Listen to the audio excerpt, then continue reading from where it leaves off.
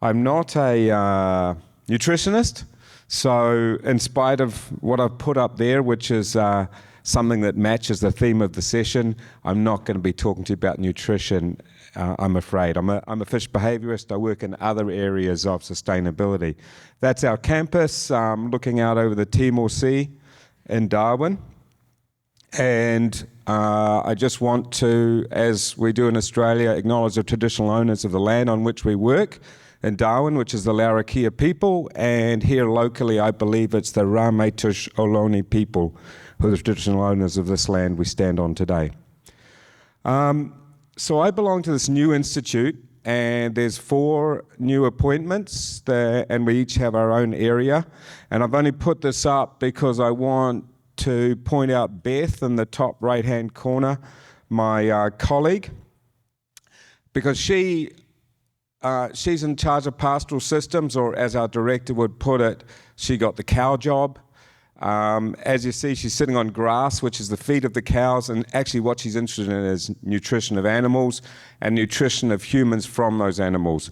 And so her work is quite wide-spanning, and that includes being part of a project that's looking into the sustainability of aquaculture feeds and alternative ingredients. And that's not just, analysing them or feeding them to fish. There are experiments, but they're mapping, they're modelling, and coming up with future scenarios for trying to be a bit more holistic about the ecosystem and aquaculture. So that's Beth. As for myself, as I say, I'm not a nutritionist, but I do have some F3 relevant work going on, and I agree very much with Tom, who spoke in a panel on the first day, that there's another approach where there's a lot to be gained, which is actually adjusting the animal rather than the feed. I'm not a geneticist either, but we're doing some work on modulating the gut microbiome, and we believe we can have piscivorous fish do a much better job of digesting plant material through that, and while maintaining fish performance. So that would open the whole play to a wider basket of raw materials, and we're in the very early stages. So if I have the honour of being invited to the next F3 meeting, I'll look forward to showing you some results of that work. So that's just a summary of what I'm up to and where I am.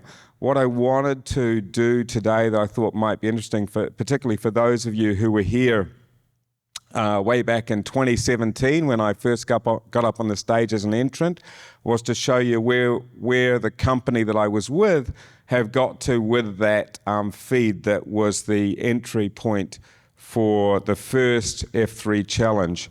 So it's an important ingredient there was something called Novak. It looks like mud, as you can see. It's novel fermentation technology, improves performance and health, it's for prawns, by the way, and it allows replacement of fish meal, and speaking to what Kristen was speaking of yesterday in his panel session, reducing protein in the feed and therefore total available nitrogen in the water. So this is some trials that were done in recirculating systems, and what you can see as a control there is a normal fish feed, and here is your F3 diet that was something like what was entered into that first F3 challenge. So it's got no fish meal, no fish oil, but it does have Novak.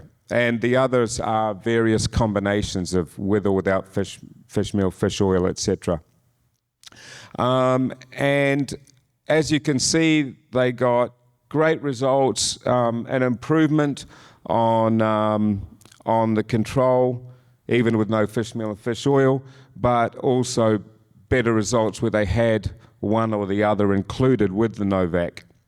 So what they did was they then took these two and put them into a commercial system and did a some research there, a trial with the industry, and they got the same performance for both. That's looking at mean weight gain, but generally the performance was the same with no fish meal, no fish oil, F3 diet. However, for commercial reality, they want to get those extra gains that you saw in the previous graph. So the further work they've done has been combining lower protein, lower marine resources rather than none. And there's lots of graphs. I'm not going to show you them all, but this is just showing that FCR and weight gain were much better on the lower protein, lower fishery ingredient, but Novak included diet. And a summary of the rest of the work, as I said, protein was reduced by about 8%, and that led to the total available nitrogen in the water, so environmental improvement of 40%. They reduced FCR by 6%. Survival was increased because of the better health, and there was a reduced fish, FIFO or FFIF. And in general, you can reduce your FIFO, fish in, fish out, by about 0.5 with this product. In this case, it went from, I think, 0.86 to 0.4. Okay, so where are they going now? So those are the commercial results. This was 12 ponds of each treatment. They make this stuff in prawn ponds, okay? They obviously don't have prawns in them. It's dedicated to it. And this is their manufacturing plant in Thailand. And they're in the process of upscaling. With this particular site, there's a feed mill right in the middle of it. That's where they actually make the stuff. And they can make 2,500 metric tons on that current site. And they're going to start selling it as a supplement because they're not going to be able to make enough feed to go out into the market, especially in Asia. So this, it'll be called, I think, Propel Booster or something, for inclusion at 5% in whatever diet the feed companies wish to use. So that's where that product is going, and the F3 challenge, that first one, played a big part in helping us get that up and going. And that's it. Thank you very much.